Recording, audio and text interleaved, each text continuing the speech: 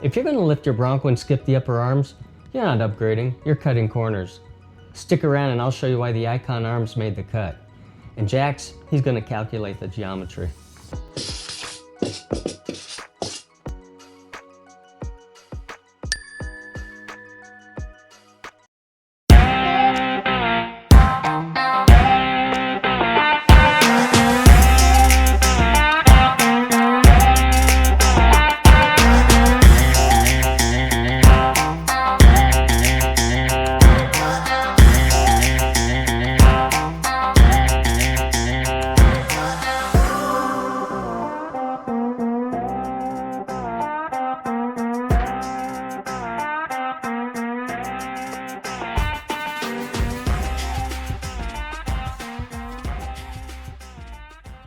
Welcome back to Project Chem and the ongoing Bronco build series.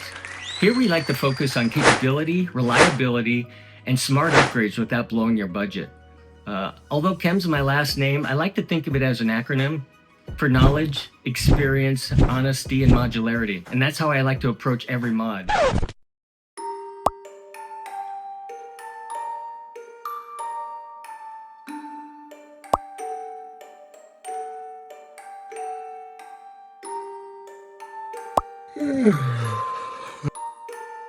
Today we're going to be talking about these new Icon upper control arms that I just purchased for the Ford Bronco build.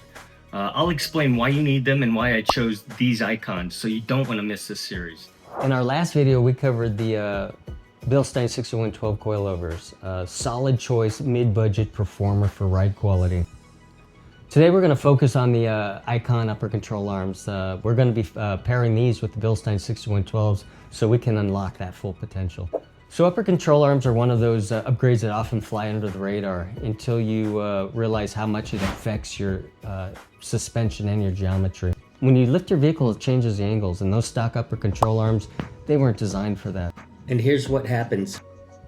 First you'll get binding. The ball joints, they're going to hit their limit sooner, restricting travel and causing premature wear. Dialing in proper camber and caster becomes a challenge, and this affects tire wear. And then there's articulation. A good aftermarket UCA is going to give you more droop travel, and what this does is it gives you more contact with the trail surface. It'll give you smoother rides over obstacles and less stress on the components. If you saw my Bilstein video, you know that those coilovers have some serious potential. So to really take advantage, especially at those higher lift settings, you need a good UCA that can keep up. This upgrade's not optional, it's essential. All right, so UPS dropped the box off. I've been dying to get into this thing, so let's go open it up and see what we got. All right, we got this up here. Let's bust it open. Looks like out of the gate is the QR code for the manual. We've got our decals. We all need those. The warranty card for the Delta joint. And a box which probably has the hardware. Yes, the bushings. Looks like we've got a set of 4 bushings here. And the dust cover for the Delta joint, cleaning pad, and the 3M double stick tape, Zerk fittings, and the bolts. All right, we're getting to the good stuff here. This looks like it's the passenger side arm, and we're going to take a close look. This thing is heavy, and they're beefy. They've got some good weight to them, and weight is always a good perception of value. Based on that alone, I'd say I got my money's worth. These arms, they look like heavy-duty performers. Tubular steel, built to take hits. And these welds are really nice and clean. Powder coating is solid. And right here, the Delta Joint Pro. This baby is the star of the show, and that's why I bought these.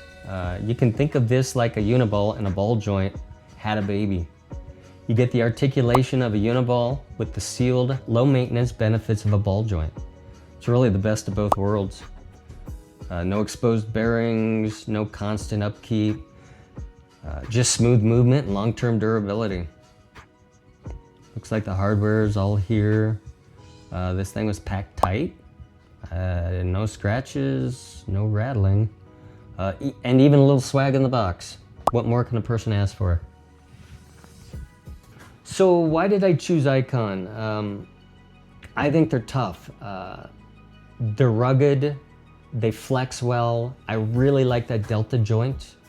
Best articulation of any, well, of almost every upper control arm out there. And they fit perfectly with the build plan I have.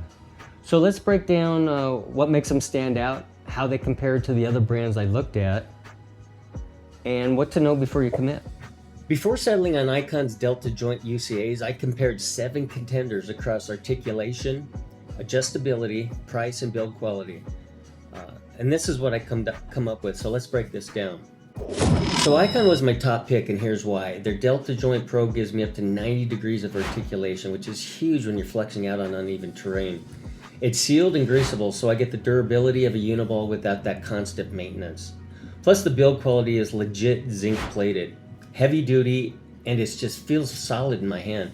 Plus it pairs perfectly with my Bilstein 6112 coilovers. No weird geometry issues, no bind. It's like they were designed to work together. Yeah, it's on the pricier side at $880, but for me that's peace of mind. Plus I got mine on sale at $200 off.